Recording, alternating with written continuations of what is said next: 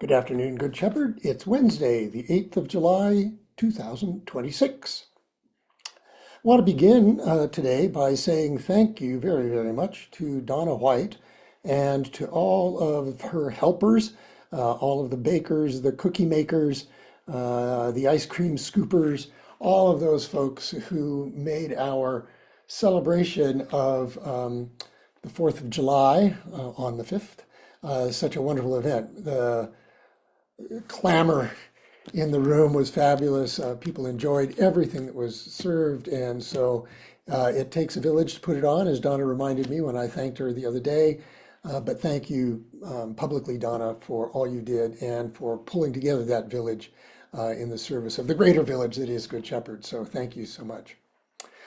This coming Sunday is basically service as usual, 9:30 beginning, and that will be live streamed. Sunday school begins at 9:20. After the service, we will do our Spread the Love event, an opportunity for peanut butter and jelly sandwich makers of all ages to band together and make a whole lot of sandwiches that will then be taken to be delivered to those folks who are experiencing homelessness and other kinds of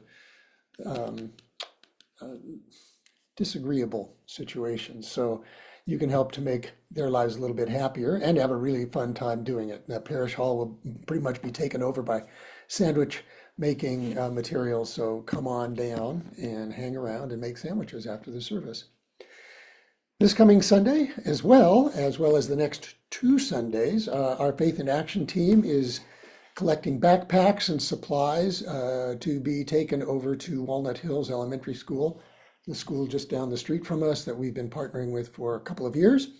The details for what those backpacks need to look like and how they need to be packed are in the e-news last week's, and they're in the one that will come out again tomorrow. So please refer to that for more information. At the end of this month, as I've been reminding folks for several weeks, we will be doing our partnership with St. Timothy's Episcopal Church to provide hosting and meals and conversation with folks in Family Promise.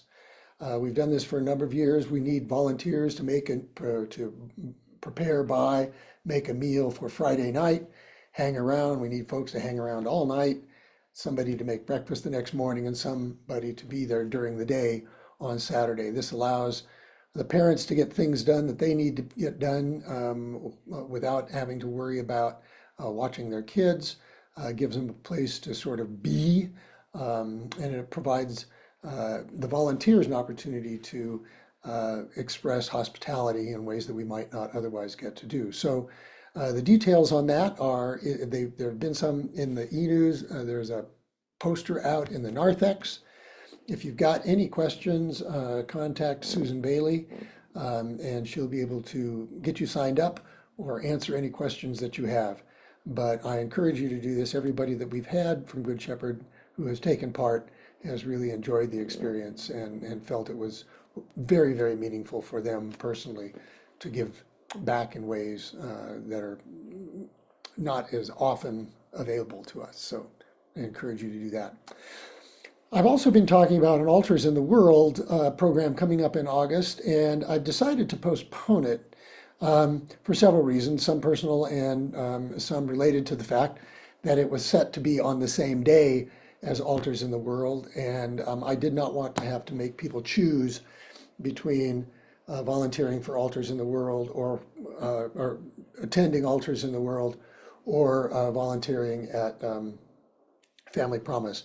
So I'm going to postpone it until the 22nd of August.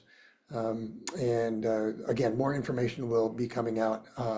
We will still be doing it at Cherry Creek, and I'll be trying to take into account the fact that that's a men's group meeting morning, and so we'll probably start a little later in the morning, but we'll try and be in shady parts of Cherry Creek State Park. But so pay attention to that. So on a more somber note, many of you have heard, but if you have not, longtime parishioner Bruce Oxenberry died last Saturday afternoon.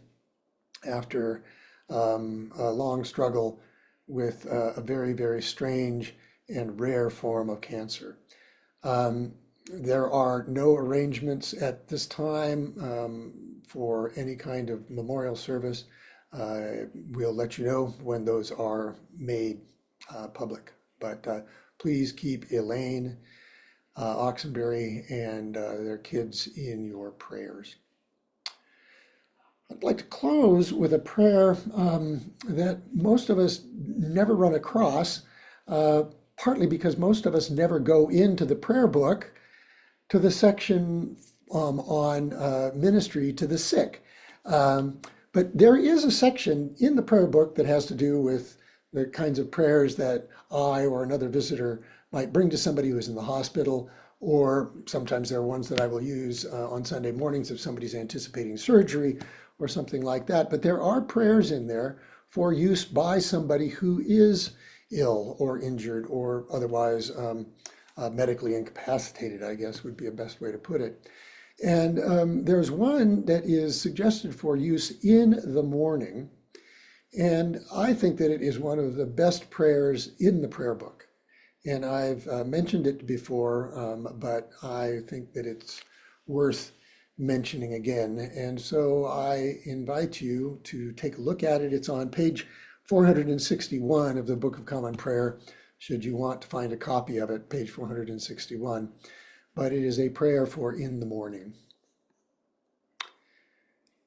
This is another day, O Lord. I know not what it will bring forth, but make me ready, Lord, for whatever it may be. If I am to stand up, help me to stand bravely. If I am to sit still, help me to sit quietly. If I am to lie low, help me to do it patiently.